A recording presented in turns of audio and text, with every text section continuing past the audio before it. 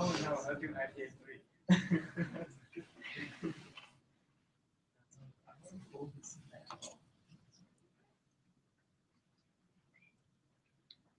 Are you glad you're not presenting your interactive prototypes today?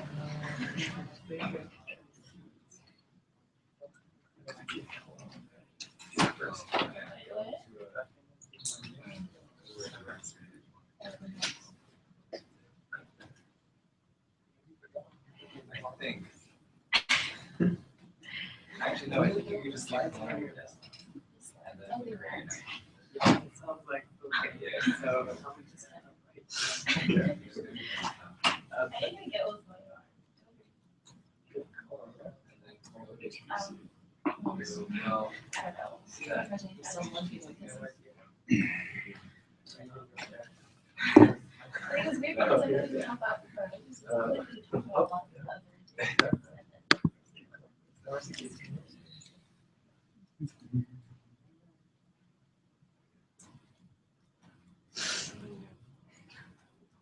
You start batting at it.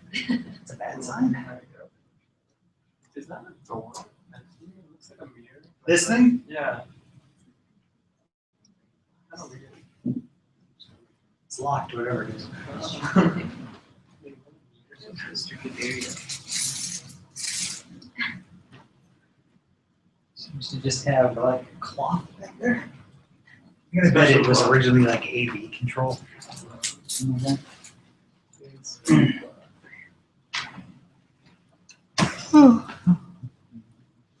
How are other classes going? What's the best class you're taking right now? 160 excluded? Other than this class? Other than this class? Anything really interesting? Economics class on the third world. Okay. It's marginally Prices interesting. will go up very soon. Well, Coffee prices, if Okay. this doesn't drop. so I should buy coffee futures today. Yeah. Okay. Noted. Why are there so many people in class today? Are there? We used to have like 80. Then I gave the midterm.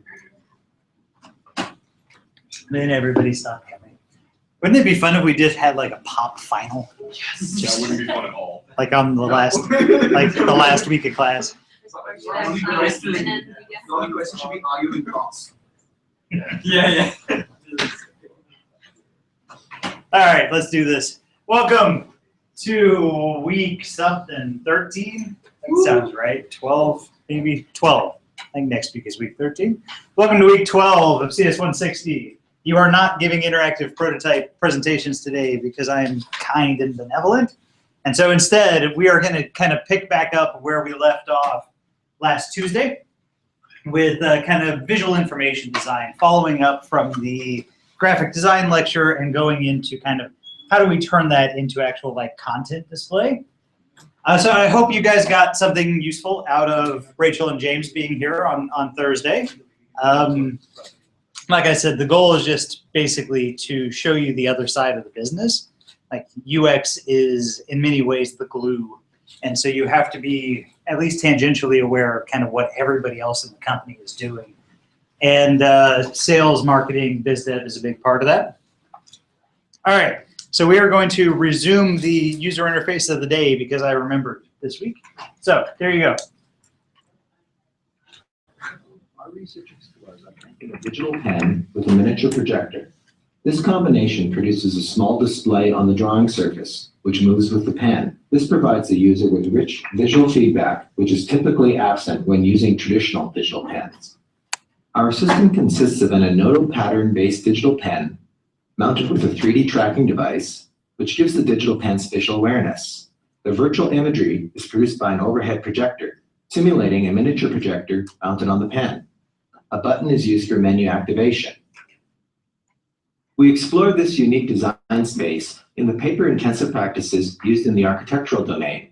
Our developed application, Penlight, allows a user to query and augment physical printouts. The functionality which our application possesses is accessed through a virtual menu system. This is in contrast to traditional digital pens, which use pre-printed user interface elements. In Penlight, to access a hierarchical radial menu, the user clicks a button on the pen. We explored 3 techniques for selecting items from the menu. With the first, the user marks on physical paper. With the second, the user holds the button to lock the menu and then gestures in the appropriate direction. With the third, the menu position relative to the physical space is locked, and the user crosses the menu boundaries while in midair. We also explored multi-scaled menus. Here, as the pen is moved away from the paper, a more detailed menu of sub-items from the menu hierarchy is displayed. The first technique we demonstrate is augmenting a physical blueprint with a virtual overlay.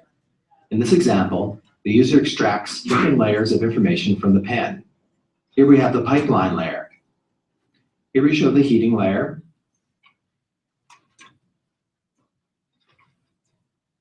Another technique is measurement. By drawing a line, a path, or an area that the user wants to measure, the physical blueprint will be augmented with the computational result. Search is our third interaction technique. Search can be executed by either circling the item to be searched or by selecting the item listed power outlet in the menu directory.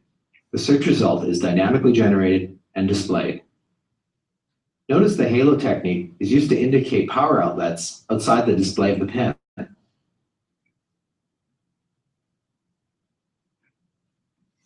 The pen location can be used as a camera angle to create a 3D view of the building plans. As the resulting image is not naturally aligned with the blueprint, it can be projected anywhere. The pen trail can be used to define a 3D walkthrough and generate a video.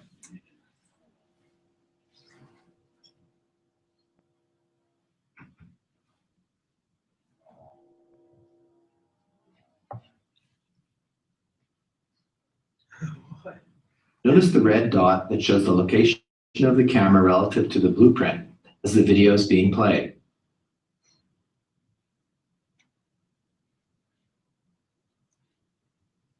By tracing over lines, strokes can be copied.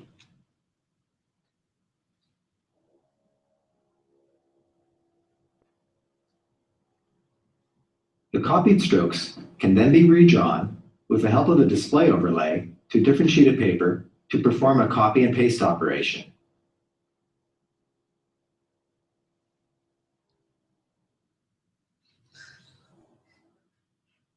That looks super convenient.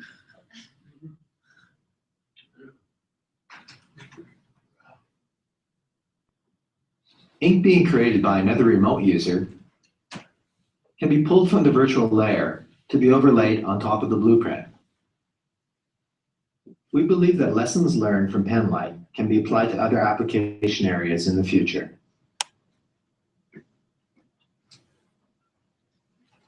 So that's fun.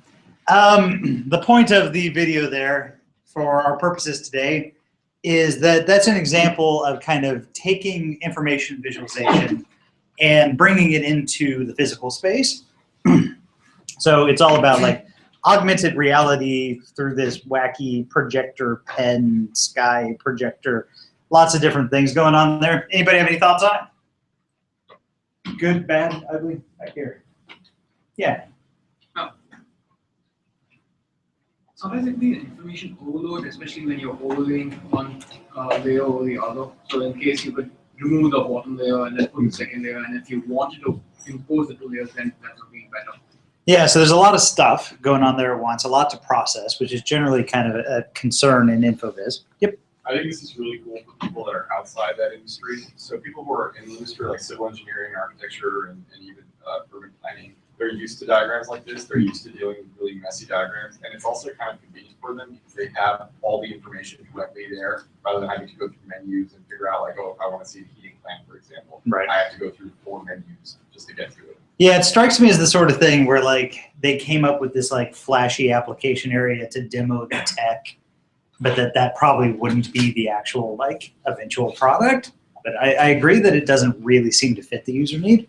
It's not as portable as they make it seem like. Because they at one point they showed that the construction worker flipping it at the site, but then you need that little projector thing on. Well, I think the idea was that this was a prototype for something that would eventually be built into the pen itself.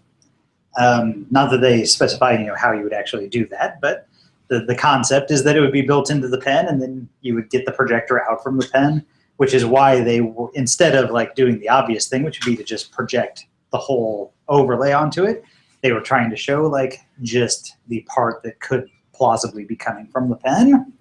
It looks like a really good proposal for why adding hover state to touch screens would be a good idea. Yeah, so it's a good argument for hover. I agree. In our like input device state diagrams thing, this was like a very, a 3-state device. Yep. It seems like your hand might get tired after a while. You're like holding the pen, that like hovering it. Yeah, I mean, so there's some weird haptics of like, how do you do the pen, and what are the ergonomics of hover-based interfaces in general. Like the Kinect suffers from the same thing, and there they just chalk it up as like the interface is exercise. But if that's not what you're trying to do, that could be a little more challenging. Anyway, so think through that as we go through InfoVisi things today. Picking back up where we left off on Tuesday, we're going to jump straight into topography. And topography, broadly speaking, is just the visual treatment of text. So this is where I get to talk about fonts for like 6 slides and pretend I know anything about fonts. But anyway, it's all about communicating information and honoring the content. So Robert Bringhurst was the guy who wrote, I think it's called The Elements of Typographic Style, which is like the canonical reference book on topography. And his main principles for what to do with like font selections and topography was that topography exists to honor content. Therefore, you must read the text before designing the topography, and you should choose a typeface that matches the character of the text. What's the challenge there compared to bringing in the information that we talked about last Tuesday? Why might this be hard?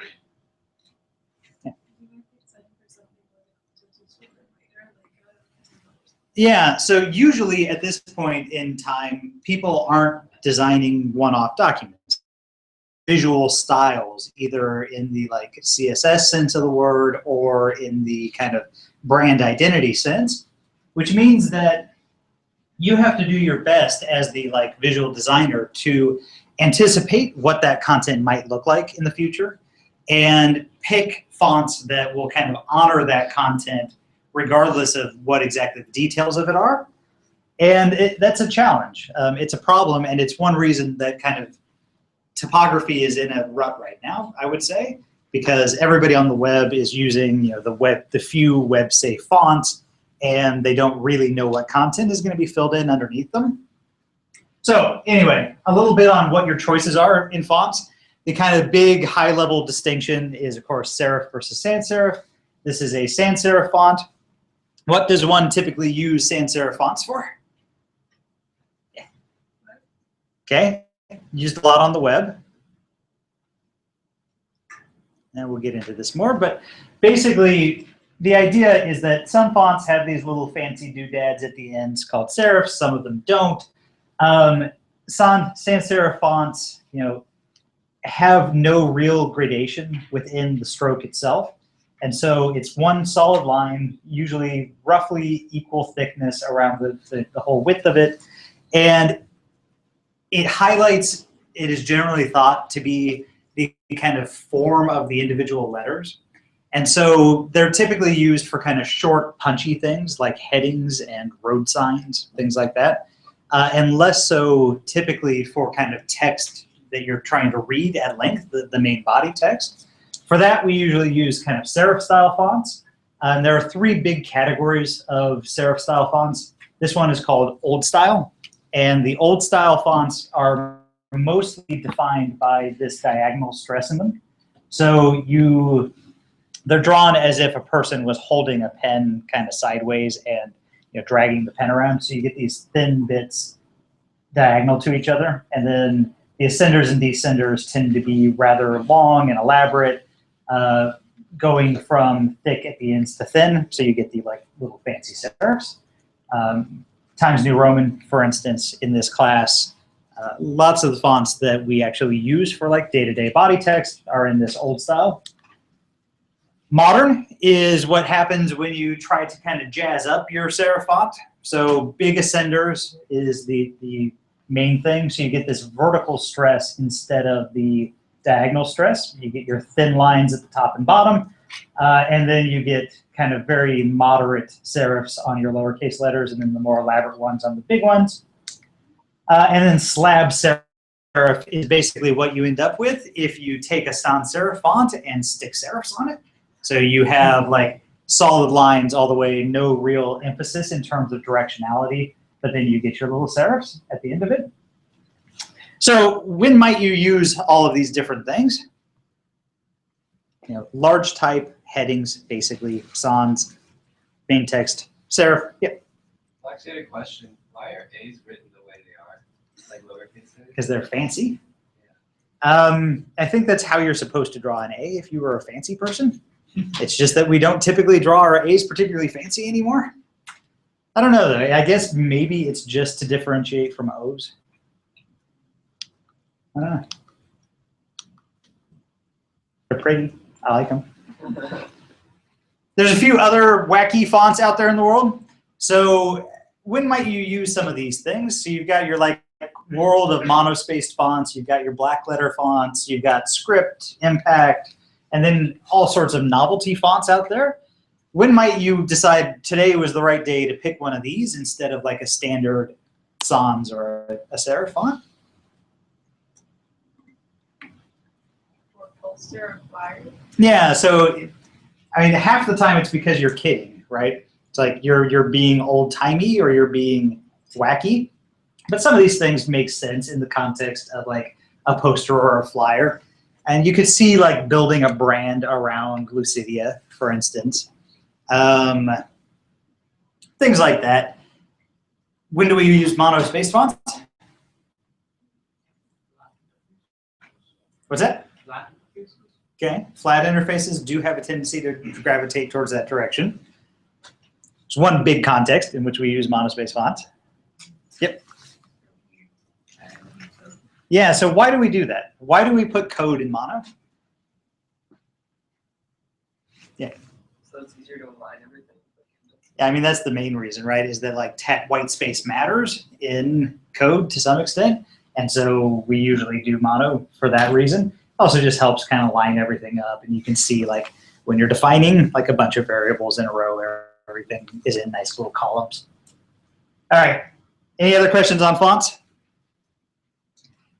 Little bit on styles and weights. So real fonts, good fancy fonts that you pay $10 for instead of getting for free with your computer, come in all these different styles. So you get the thin version, and you get the regular version, and you get the black version. And most importantly, you get the oblique italics versions. So it used to be that italics was primarily done on computers just computationally. They would take the regular font and just shear it over, tip it over on its side. Turns out that looks kind of stupid. And so you want to find fonts that have real obliques built into them. Again, I'm no expert here, but when something looks stupid. And that I think is the main takeaway for UX people looking at visual design is you just don't want to look like an idiot. And so finding things that work with each other and that fit together reasonably well is ultimately the whole goal of the thing. So how do you end up doing that? How do you assemble things into a coherent whole? One of them is to do a very concordant design.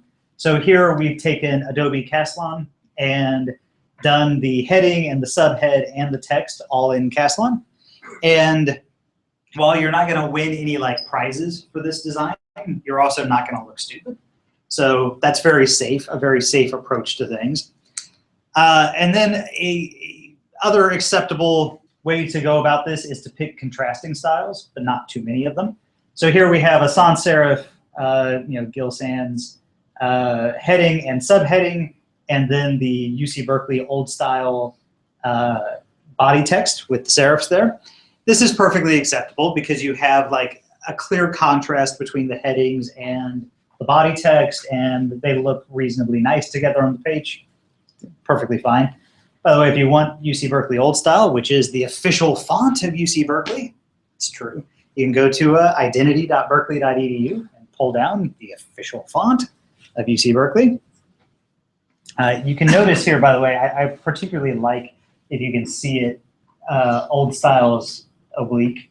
So the italics there, you can tell that like the P in type over here and the P in type there are very different. It's very easy to tell that like that's a hand-designed oblique instead of an auto-generated oblique.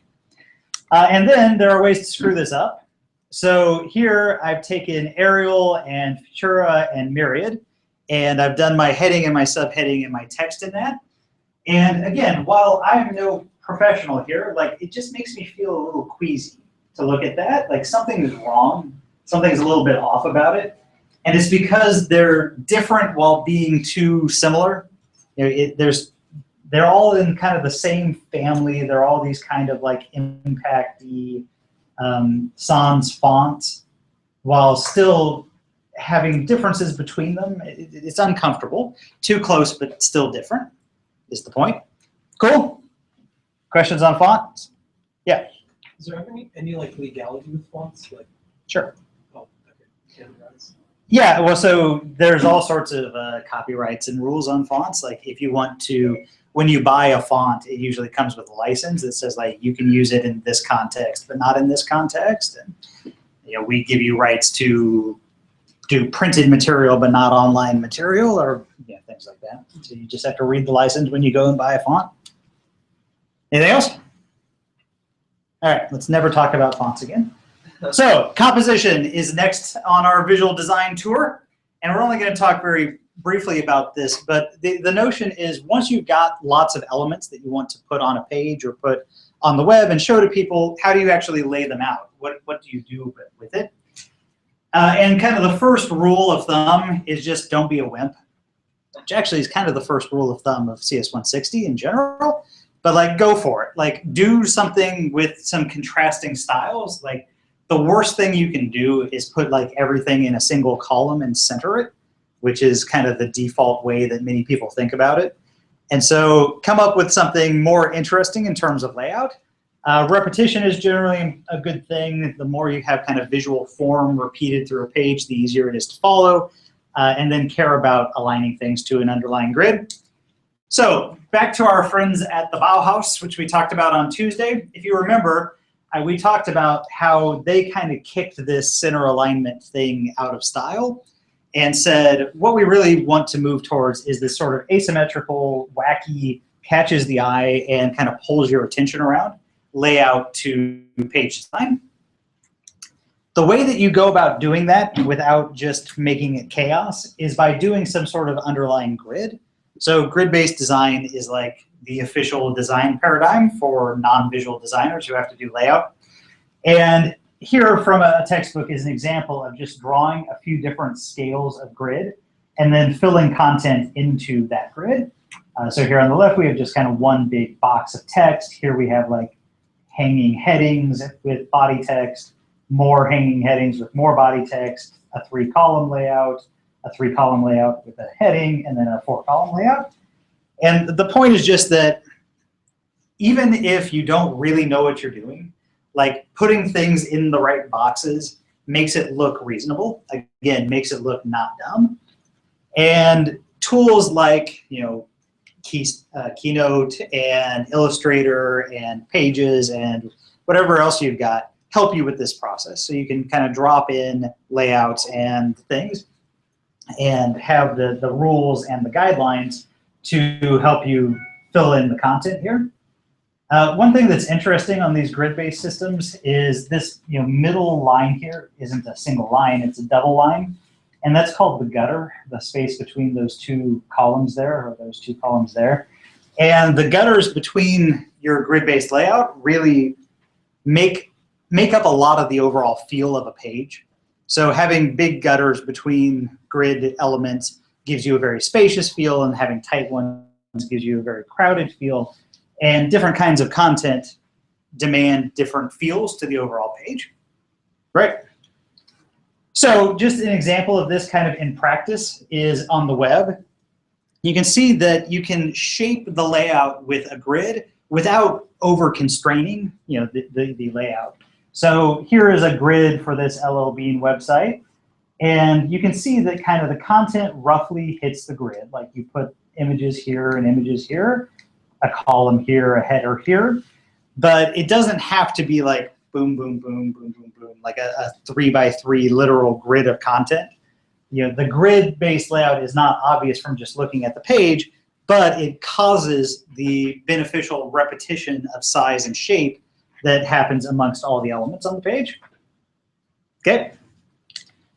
And then the last kind of part of this is talking about alignment. So every item on screen, just by nature, has some relationship to every other item on the screen. And you want to think kind of hard about how you place things relative to each other, because you're kind of communicating some semantics there. For the reasons that we talked about in the last lecture with the kind of Gestalt principles of how your eye works, you do end up telling your user something about what the content means just by how you do the layout. So the biggest sin in all of alignment is putting things like 3 pixels off or 5 pixels off. That's the sort of thing that jumps right out to everybody that's looking and says not enough time was spent on this. And then using left and right justified elements pushes things around, pushes things to the edges of the text. And it's best to stick with kind of one justification within a single document. And your tools, within a page, and your tools help you with this sort of thing. The tools try not to let you build things that look incredibly stupid. So here's an example of something that just has kind of a icky feel to it. I just don't like this. So what don't you like about this page, or what do you like about this alignment? Yeah.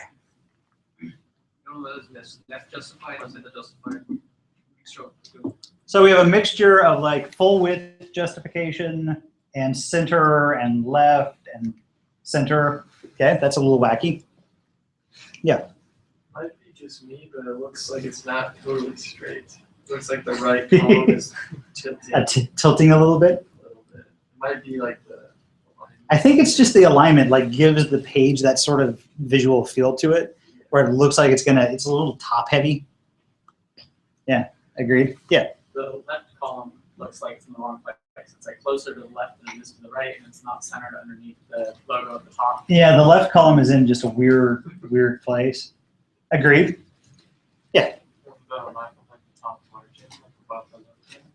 Yeah, that's uncomfortable. I agree, and I think my fixed version doesn't fix that actually. All right, and then here is a quote-unquote better version of this. So this takes the content and pushes it into a reasonable alignment, does something sane with this column over here relative to both the icon and itself. You can see we took these hanging bullets and pushed them back into alignment. Bullets can be indented, it just depends what you're trying to communicate. But in this particular case, it doesn't make a whole lot of sense. There's still one thing I really don't like about this design. Anybody have an objection? Yeah. I really don't like that the bottom 2 paragraphs are not, they get cut off in the middle, sort of. It's they don't extend all the way to the end of the page. See what I'm saying? These ones? Yeah. The bottom, the last These 2. two? They don't extend to the end of the page. All right, see? True. True. So they do have, we still have this kind of weirdly tapered thing. You could imagine pulling this up and doing a 2-column thing or something. True. Yep. Yeah, so I don't like that. I would put this someplace a little less hanging. Agreed. Yep. I really don't like the gutter. Ooh, what do you object to about the gutter? It's just Would you like more the gutter? right side is perfectly lined up, and then the left side is just kind of hanging. So you could imagine, right, justifying this. You do see that sometimes on the web. I don't like it personally, but you do sometimes see the oppositional justification of text in opposing columns. I think if the gutter were a little bigger, it wouldn't bother you. That's part of it. One more objection I have. Yep. Still, to me, it looks a little bit tilted. All right, that's just you at this point. Sorry. Yep. Left and right margins not the same? That's just because I did a bad job of copying it over here. Yep. Maybe the links are all blue. To me, it looks like a paragraph of blue hyperlink. It is very 90s in that we actually have blue hyperlinks. Not so much a thing anymore. All cluttered together. All right, my other objection to this is that I don't think, if you recall our Gestalt principles of grouping, I don't think the headings are well grouped with the text. So I think the headings for each paragraph kind of float too much between the other paragraphs. I would push those down. And that's one of those things that no matter how hard you try, you can't make Word do this. Word really wants your headings to be right next to the text, and it's right. Word is right, and it's trying to be your friend and solve that problem for you. Other thoughts on that? Okay. Common mistakes are just putting shit everywhere randomly. That is the naive thing to do, and it just looks terrible. Using just kind of random window sizes and layouts. Having images that have nothing to do with each other. So you can tell really easily when a website was put together with all stock icons and stock imagery, and it just doesn't quite fit. And then missing by 10 pixels here and there really jumps out at you. Cool. All right, so we're going to do administrative stuff, and then we are going to do information visualization for the rest of the way out today. Something I actually know about. Very exciting. Congratulations on finishing IPA3. Yay. Here is our list of pets. I only counted you if you put the name of your pet in the title of your project. But dogs won. Cats had a strong showing. Dragons, surprisingly well represented. Ducks, I think ducks, yeah. Ducks did okay. Rabbits did okay. Jabberwockies represented more than one might have thought. I was surprised there were no more penguins. That penguins and octocats tied is a surprise to me. 2 people made the obvious joke and fed babies. Congratulations. Very good. Anyway, I'll go through those and I'll come up with some Hall of Interesting for that sometime before the end of the semester. I look forward to looking at these. A lot of them look really good, actually. So congrats on that. Next week, interactive prototype. Yeah. I was going to ask if you could put a little bit more comprehensive tutorial on the simulators, because the information on the blog post wasn't exactly. So let me know what you need. It's a part of the stack that I haven't dealt with that much, but I can figure it out. And let me know what would be helpful to you guys for building the thing, basically. Basically, the examples is fine, but it doesn't go so far. Yeah, I mean, I would rather that people understood. And it was obvious, on the last day of this assignment, that there was just, people got copy and pasted in way over their heads at one point and just couldn't quite dig back out. And so if you start earlier, you will comprehend better. But I'm happy to write up whatever would be helpful on pen simulators. Yeah. Mainly, to follow up on that, I would just say JavaScript has a lot of different ways that you could do the same. It does. You make a new behavior template, or just a new behavior. Yep. And they go back and forth with the example. Yeah. Agreed. I've tried to be pretty consistent in my tutorials on always making behavior instances and content templates, but you can do it both ways. Yeah. The difference between your template and your prototype. Yes.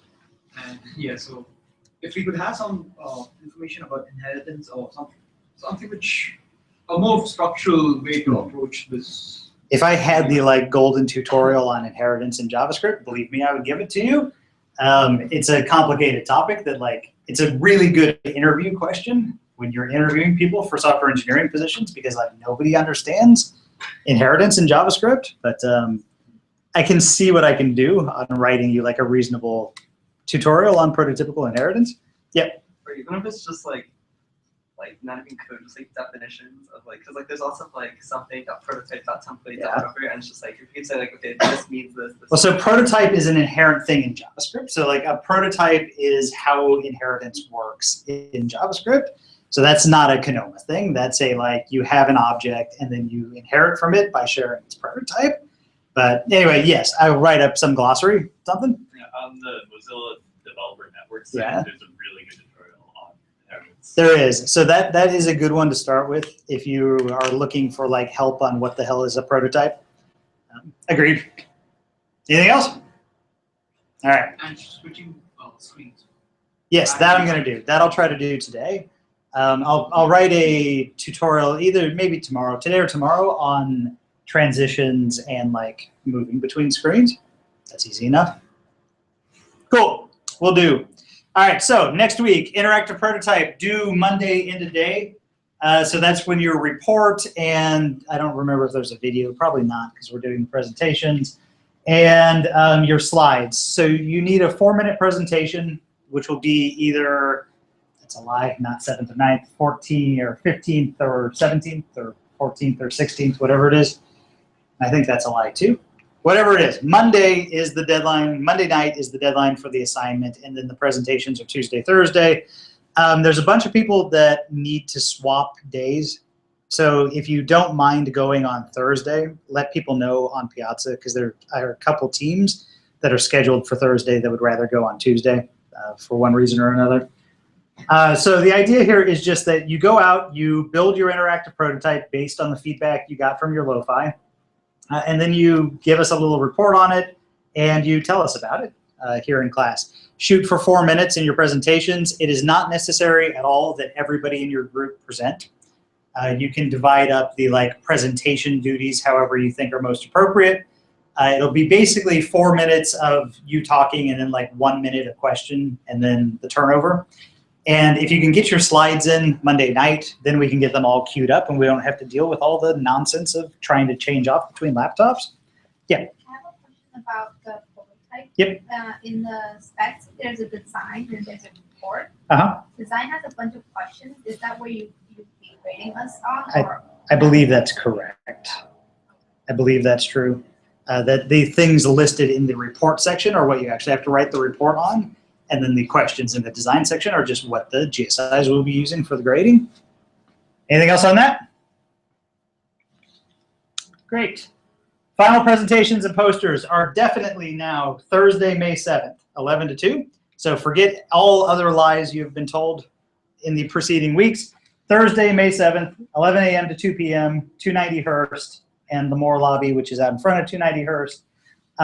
We couldn't find a room big enough to fit everybody, so we're going to have to swap halfway through. So half the people will be doing poster session while the other half present, and then we'll swap. Very exciting.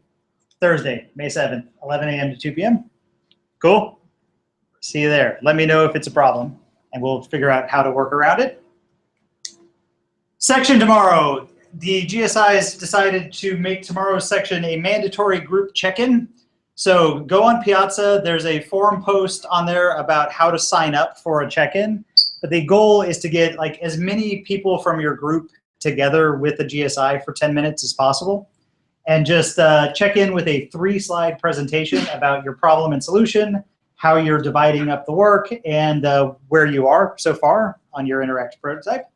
So that's going to happen tomorrow in place of like regular section. We'll just be doing this 10-minute check-in thing. Cool? All right, what do you think the average was on the midterm? What do you think the median was on the midterm? 50%. It's much better than 50%. 79. All right, it was out of 123 points. What do you think the median was? 99. 100. 85. These are all over the place. 12. Median was 94.5 out of 123. Here's the distribution. Standard deviation of 15 points.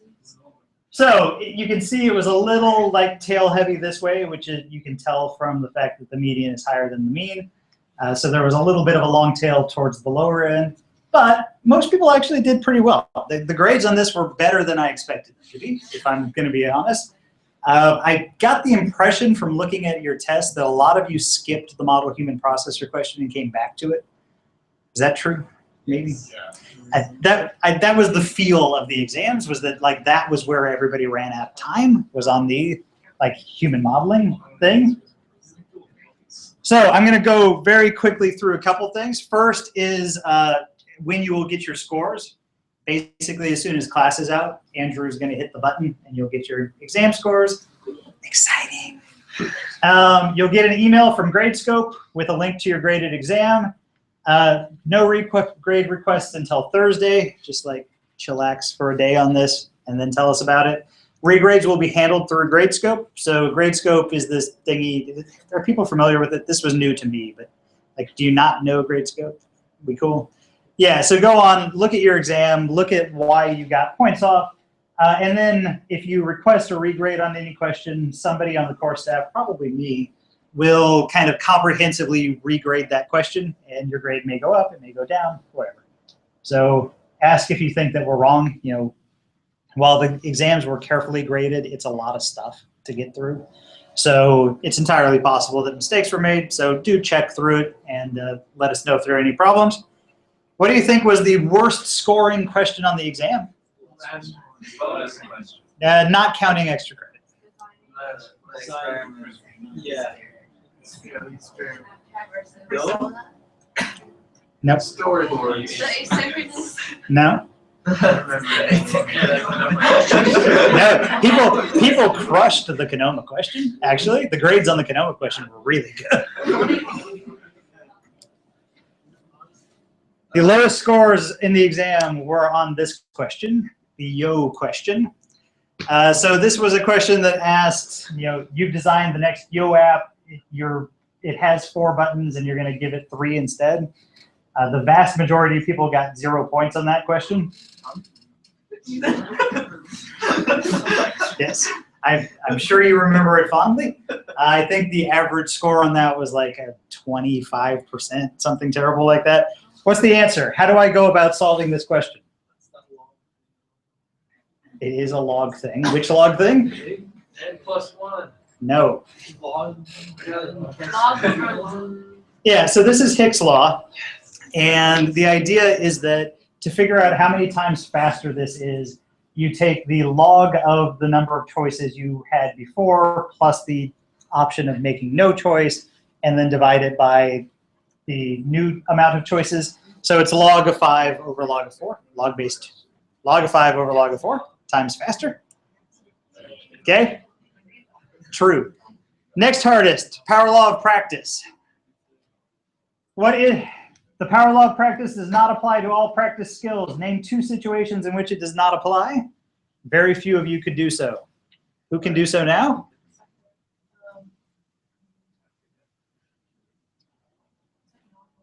Doesn't apply to knowledge acquisition. Oh, I was thinking that scribble in between the Yeah. lines as fast as you can. Yeah, that's in that realm. Quality. Yeah, doesn't apply to improving quality. And then towards your point, it doesn't apply towards reflexive actions. So if we say like, you know, hit the button as soon as you can when I snap my fingers, like that's not something that you can really practice. You don't get better at that over time in particular. So that went poorly. Human model processor questions in general didn't go particularly well. So this one went really badly, even though I think it's very easy. So the idea here was you want to know how fast you can hit the A button in 10 seconds. Like how many times can you hit the A button? And the idea is that you have to do these like 2 motory steps. And so you just take 10 seconds, so 10,000 milliseconds, divided by the time it takes you to press down and the time it takes you to press up, so 140 milliseconds. And that's it. It's 71 times. Like, it's math.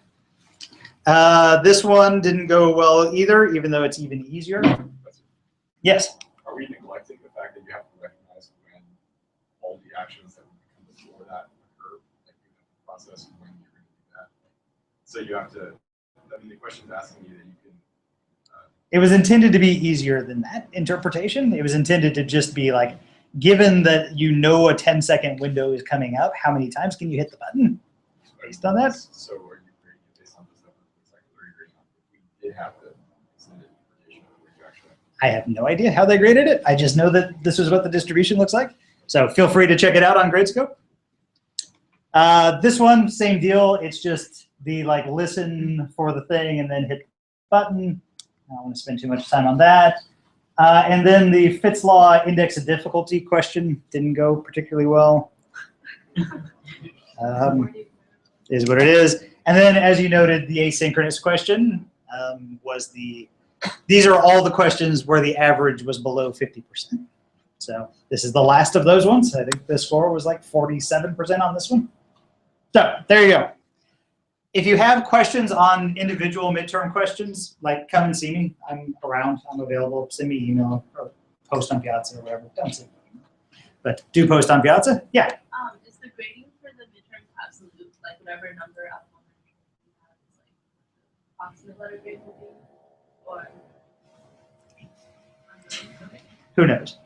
I will say that a couple people really crushed this thing. So the best score was, I think, 120, 119, something like that. So, I mean, some people did nail this thing. So there's no point in me like curving it to the top score. But what we'll end up doing, as all computer science courses do, is at the end of the semester, we'll like take the distribution and like move it to where it needs to be. How you do. Anything else? Yep. When will they be released on grade 2? Like as soon as I tell Andrew to do it. So, soon. Anything else? All right. Let's talk about visualization. So what is visualization? What do I mean by information visualization?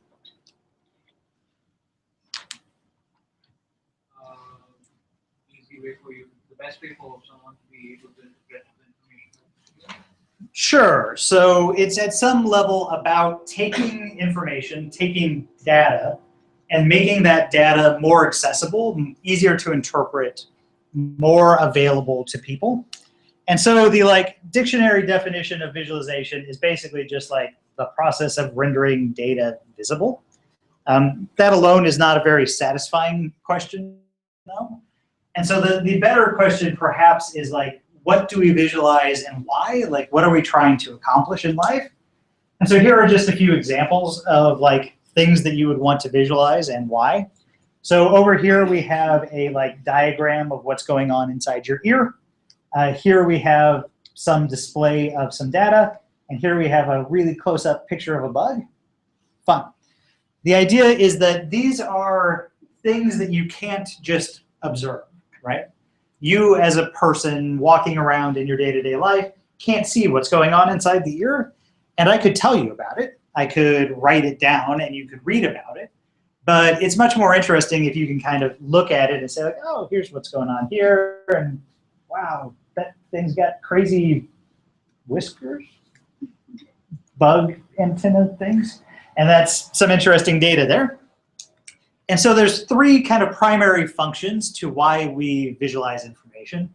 Part one is just to make a record, to write something down so that we don't forget and so that we can make decisions about it later. Part two is to support analysis, so to help us process, calculate, but especially reason about data, like make good decisions based on data. And then number three is to convince and convey information to others. So for the sake of presentation, to persuade, to collaborate, to emphasize what's important in the data to other people. So early examples of this notion of recording information. The classic canonical example is Galileo's drawings of the phases of the moon. So 1616, Galileo invented the telescope, or at least improved the telescope. And it turns out one of the things you get to do if you're the first person to like figure out how telescopes work is that you can make pictures of things that people have never seen before. And so what he was trying to decide when he looked through his telescope is what's going on with these like light and dark spots near the like terminator between the light side and the dark side of the moon. And why are there these dark places over here? And why are there these light places over here? And nobody had a really good answer to that question. The pervading theory at the time was that the moon was a perfect idealized sphere and that was just how it was. And he noticed that, like, well, all right, but as the sun moves around, like, these shadows change. So that must be what these are. These must be shadows. And if these are shadows, it must mean that there's some contour or some texture to the moon. Turns out there's craters on the moon. And he made these drawings to kind of demonstrate that point, not only to the rest of the world, but especially to himself, to kind of figure that out in the first place. So, interesting story. The canonical example of this is this series of pictures called Gallop, Bay Horse Daisy. And anybody know why these pictures were taken? What's interesting about them? What's important about them? Yeah. People didn't know how horses galloped, whether they only had 1 foot down at a time or multiple feet. Yeah. So there's this giant bar bet amongst humanity about how do horses run, and nobody knew. Nobody was quite sure how horses actually gallop, just because when they get up to this speed, they're moving too fast for your eyes to really track and figure it out. And so when people figured out how to take pictures and take really fast pictures of something, they realized that they could go out and they could answer this question, how do horses gallop? Turns out they do get all 4 feet off the ground. Isn't that exciting? Good for them. Way to go, horse. Now we know the answer to that question, which we wouldn't have known before. Yeah. This is silly, but I was wondering, how did they take that picture? Because the horse is moving, it seems like the picture's centered. I believe that they put a thingy on a rail and ran it down the rail with the horse. That is my understanding of how those pictures were taken. Yeah. They did tripwires, horse would. Oh, more than one camera? So they perfect, I'm sure. It's entirely possible. You know more about horse cameras than I do. Well, let's think about it. So can we tell from the background? Could have also been bigger picture.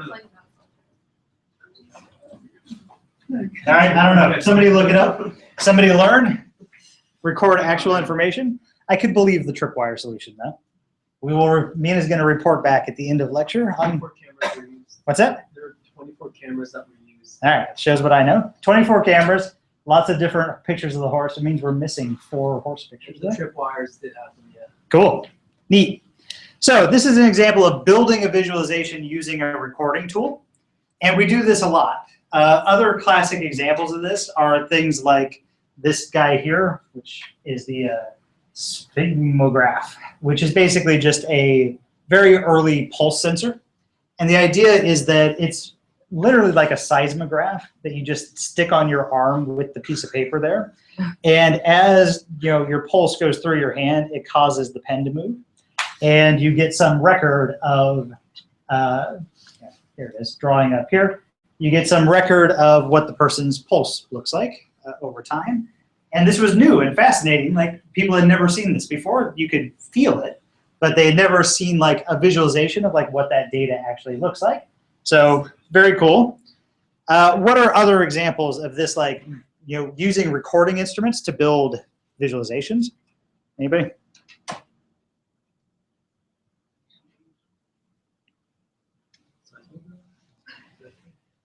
Yeah, that's cheating because we just talked about it, but yes.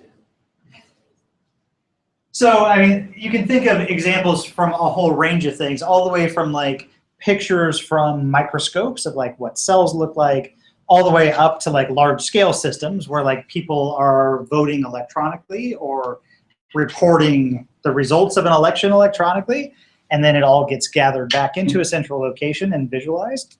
So all those sorts of things qualify for our purposes as data visualizations. All right, point 2 is about supporting reasoning. So the classic story of supporting reasoning based on data visualizations comes from the 1864 cholera outbreak in the Soho district in London. And there's a guy named John Snow who wanted to figure out why are people getting cholera? Why is everybody sick right now? And the context was that it was a time and place in London where there was this massive influx of people, and they didn't really exactly know how to deal with the amount of people and the amount of sewage and everything else. And so they built these big retaining ponds where like all the plumbing would dump into. And so they had these like big cesspools of like sewage just like kicking around London. And then at one point they decided there were too many cesspools and just too much cess had pooled. And so they decided to dump the whole thing out into the Thames. And so then they just dumped all the sewage into the River Thames, and it was kind of a miserably bleak Dickensian nightmare of people getting sick with cholera, and people were dying. Hundreds and hundreds of people died of cholera, which is only really supposed to happen on the Oregon Trail. Here was happening in downtown London. And so Jon Snow went out to try to figure out like what could possibly be causing this. And the pervading theory at the time was that it was something in the air. Like the air is foul and people are catching cholera from the air.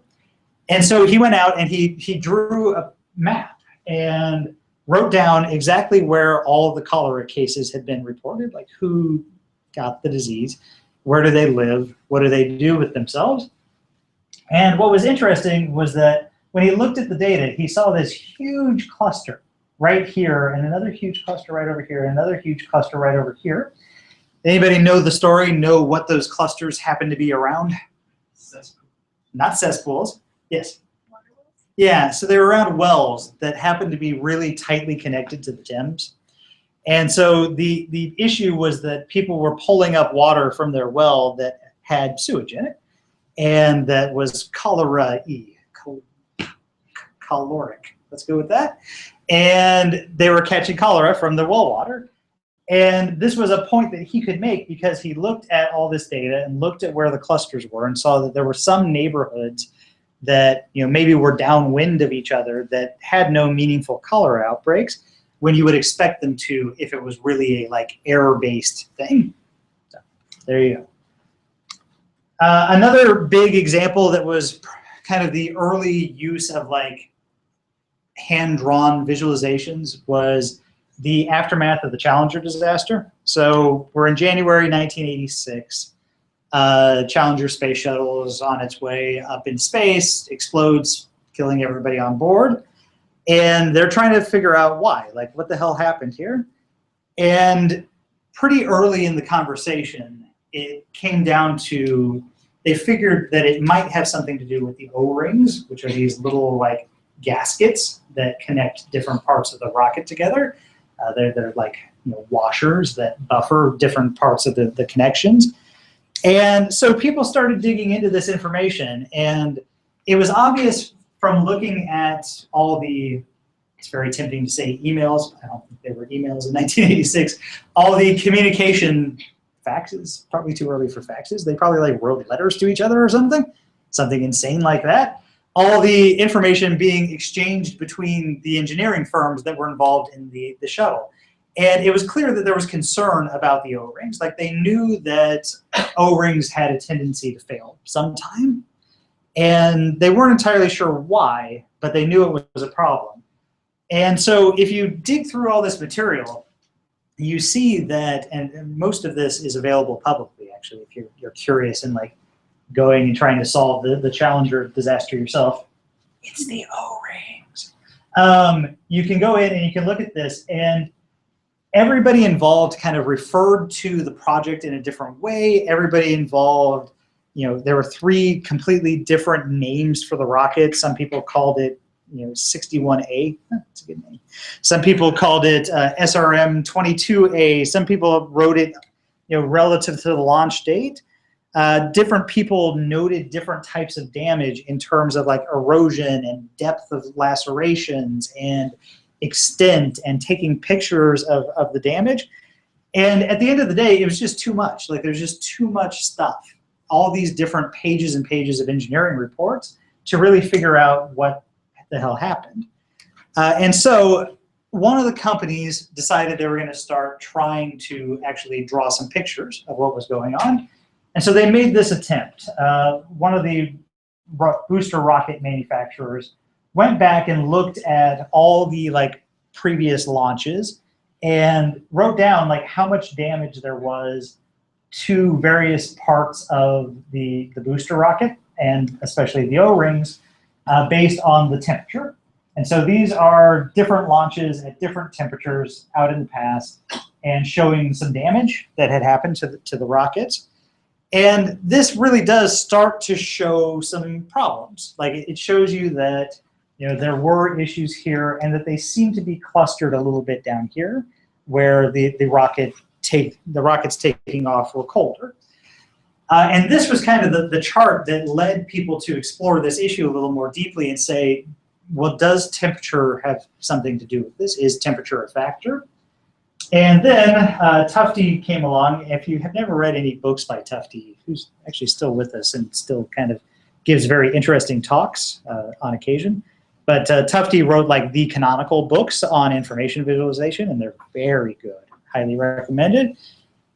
But Tufte came along and put this all into one kind of chart that lets you explore the problem. And so here is, this axis is damage. He created an index that kind of summarized these damage properties. And then this chart is temperature. And so if you remember over here, we had like down in the 50s, we had this amount of damage. That's represented on this chart here. And he made a point of extending out the scale way the hell over here to show just how freaking cold it was the day that Challenger was launched in January of 1986. And so the point that he was trying to make is that, well, you can see this kind of trend here where we start picking up damage the colder it gets into the 50s. And we were like way over here in uncharted territory. Like, who knows what happens to the O-rings when it's literally freezing cold outside. And this was a chart that kind of really summarizes the problem for everybody, shows exactly what's going on. Cool? Okay. Purpose the third, convey information to others, convince people of things, communicate. This right here is maybe the most significant, the most well-known, the most famous information visualization of all time. It's by William Playfair, who is a person who lived from the mid-1700s until the early 1800s. And Playfair has the distinction of having invented charting, which is cool. Like, I wish that, sometimes I wish I were alive in the 1700s so I could invent charting. That's already taken at this point. But he invented he invented bar graphs and scatter plots and line graphs and like the fundamental ways that we think about, visualizing information. That was William Playfair. He came up with all that. A Scottish engineer and a political economist was his deal. And the reason that he came up with this stuff was he wanted to convince people that things were good or things were bad. And so who can interpret this particular chart for me?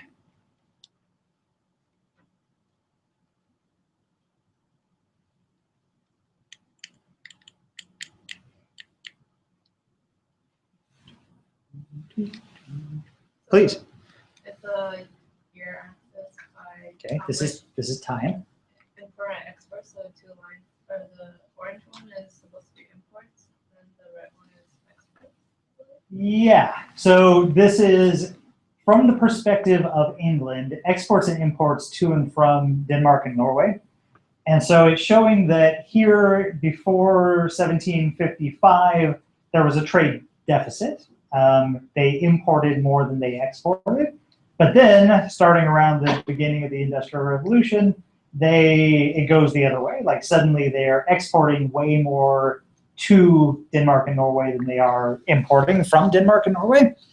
And the point he was trying to make was that things are good. Like things are going well in this particular part of the world for England. Like this is a sign of economic growth. It's a sign that we're doing things right. Things are going well. Let's see. Ooh, there's a good quote. A man who has carefully investigated a printed table finds when done that he has only a very faint and partial idea of what he has read, and that, like a figure imprinted on sand, is soon totally erased and defaced. Thank you, William Playfair. It's very deep. So anyway, he was all about taking tables of data and turning them into kind of more memorable visualizations. And here's another example of that. So let's say that we wanted to tell a story. We wanted to convince somebody something about how brains work in animals. And we want to make an argument about like who has the most powerful brain. And we're going to start by examining the ratio between body weight and brain weight. And we're going to use that to draw some conclusions about, you know, who has the most powerful brain amongst all the animals. This is a perfectly valid visualization of the data, right? Like it's complete. It is not necessarily helpful, but it is a complete representation of all the data that's available. How would you do better? What would your next step be if you were trying to make this argument about body weight and brain weight being related to each other? What's that? Okay, so you could do percentages in the table. I skipped that step here, but yes, you could do that.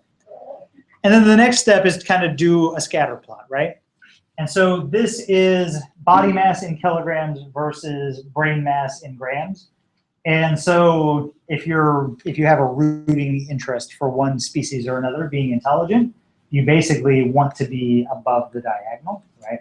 So like this side of the diagonal is good and this side of the diagonal is bad. Sucks to be eels. And coelacanths. So they are big, so they've got that going for them. Here though, we still have like some confusion in this chart. And part of it is that you have the wrong data. It turns out it's actually more interesting to compare surface area of a animal versus its brain mass. Anybody know why that would be? What's the intuition there? Yeah. Because it's folded, and so if you take the surface area, it's going to tell you the actual. Well, so that's true of the brain, but it's also interesting to take the surface area of the animal, it turns out. Why would that be? Yeah, so it's basically that the sensory inputs you have are proportional to your surface area, not to your body mass. So like if you happen to be like a spherical creature, you still only have like touch sensors out on the outside, and your brain is mostly about processing input. So if you then take that information and then futz with your scale a little bit, you can suddenly end up with like a much more compelling chart here, where you have log of brain weight minus 2/3 log of body weight against the species. This is an approximation, and a good one apparently, for surface area of yourself. And then you get a chart that like really clearly tells the story, especially if you're hoping for modern man to win. So here's your chart. Still sucks to be eels, although not as bad as brachiosauruses. So there's that. I want it noted for the record that like if you go back a few thousand years to Homo habilis, which was like a relatively recent ancestor of ours, like dolphins are beating them. Might make one reconsider dolphins slightly. They might be up to no good. Vampire bats, very smart. Interesting chart. Anyway, the point here is that you're really communicating concisely the information that you want to communicate. Like you are picking and choosing what's important to you and then getting it out there into the world. So here's a fun quote along this line coming out of the park group. The slide is.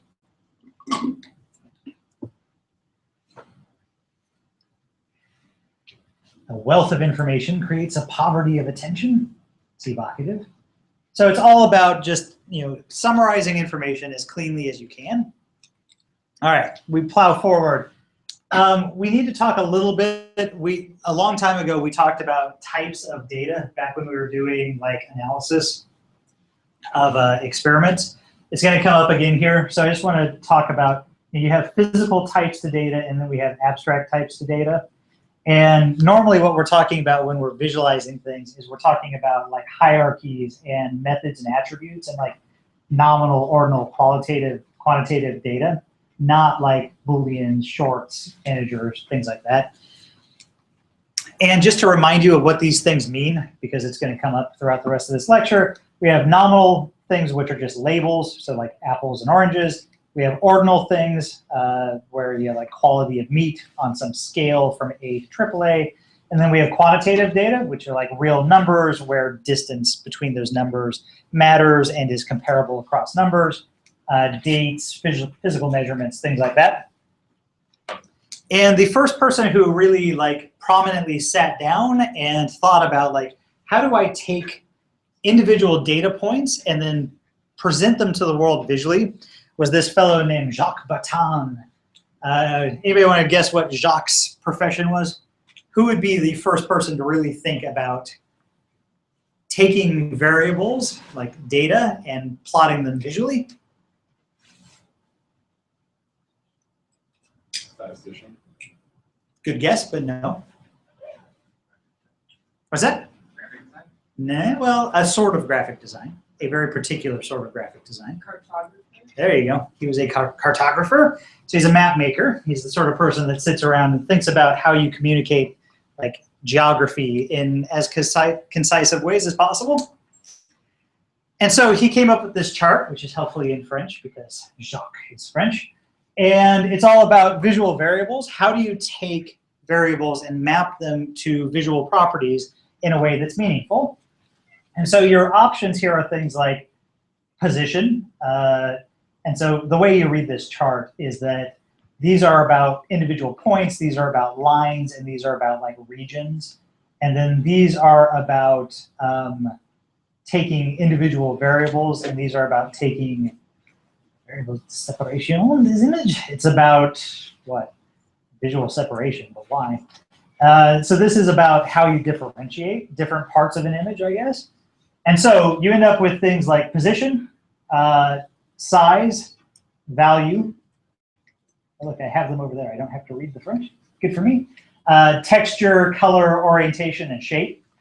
And so the point is that different properties of the visual system work in different ways, and it's easier to communicate certain variables using, dimensionality or color than it is certain other ones. So let's dig into just one of those real quick. So in our normal like scatter plot, let's decompose that a little bit, deconstruct that. And here is position.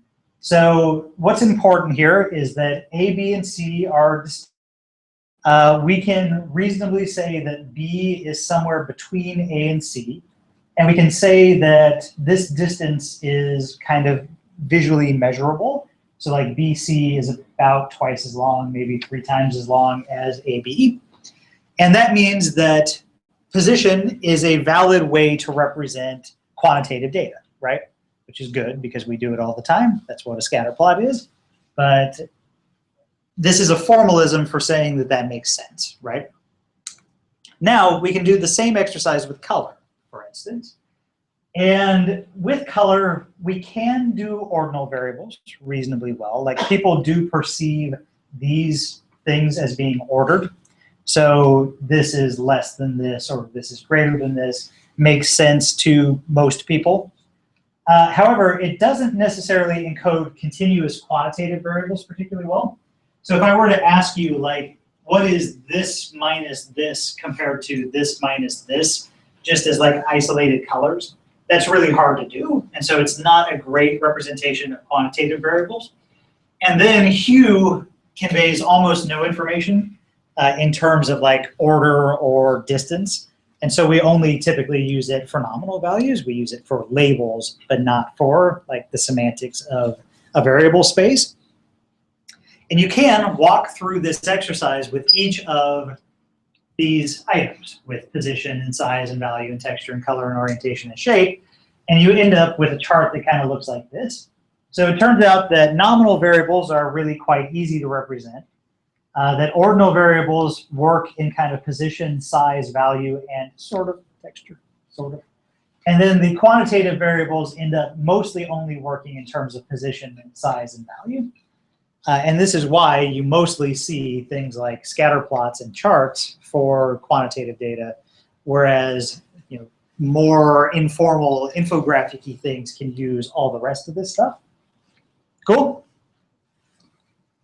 All right, so there is one kind of underlying cognitive science bit of this that I want to talk about, just to get it out there on the table.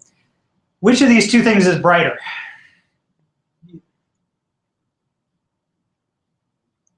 All right, so vote. Is it this one? Is it this one? Are they the same? Is this exercise pointless? No. So it's the one on the right, and I can tell you that because I can look at the RGB values, and I can say that this one's a little bit brighter. But boy, it's right on the edge. It's like right on the edge of actually meaning something to people if you show them those two boxes and ask them to pull some distinction between them. And it turns out there's a name for that. It's called just noticeable differences.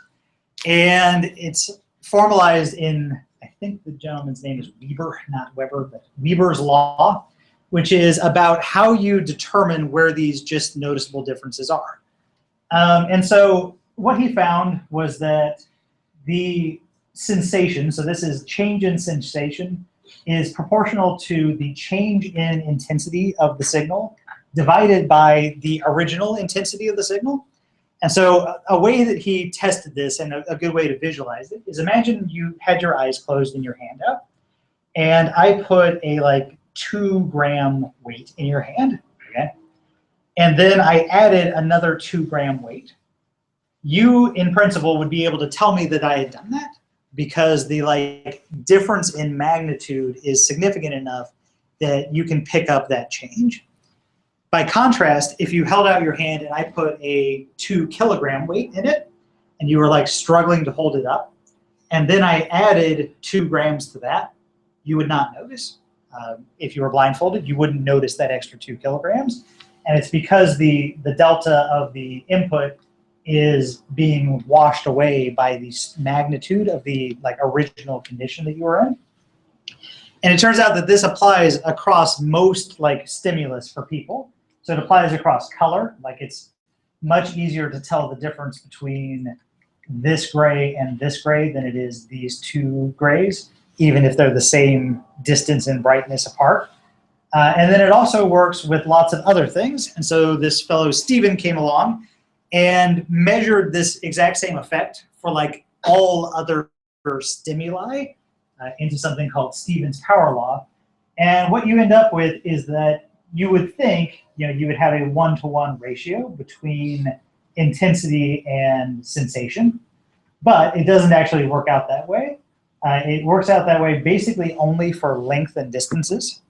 So people are really good at determining like linear relationships between various lengths, but not much of anything else. So like this is something you've probably noticed when listening to music, that the louder it gets, the less you perceive the distance between steps to be. So if you like linearly ramp up the volume of your radio, it sounds like it's doing this curve, not a linear curve. Same thing works with smell and with brightness and area and volume. And then on the other side of it, it turns out if you like push people, or you make a big boom or you electrocute them, they notice changes in that much more quickly. People have a nonlinear, in the positive way, response to that. And so you can get these exponents for like what this curve looks like. And here is a chart of that. So all the way from loudness up to electric shocks in terms of how people perceive these things. Any questions about that? I don't think any of this is shocking, but it is like, that was almost a joke. But it is interesting to think about in terms of like how you present information, because you really have to realize that like, if a robot designed these things and knew nothing about like human visual acuity, you would say, well, yeah, I can visualize information by just like using a linear scale between black and white, or I can visualize, or I can, do audio information by using a linear scale between 0 and loud, but it doesn't quite actually work that way. This comes up a lot in haptics, by the way. So people's like feeling of vibration is really nonlinear and jumps around a lot. So lots of different places where this comes up. And just to summarize all this stuff, we create visualizations to record information, to support reasoning about information, and to communicate.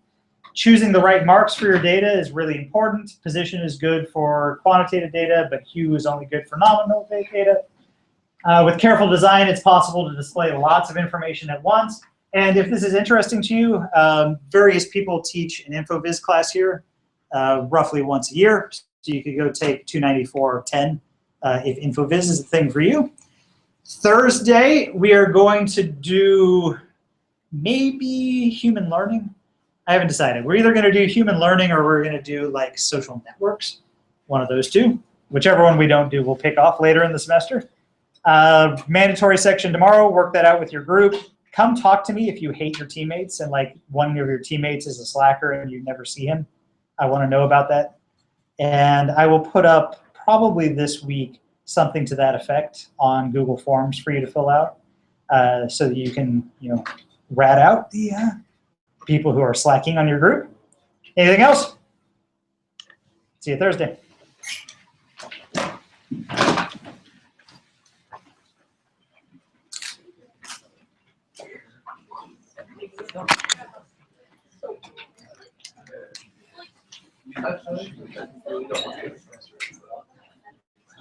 Yeah.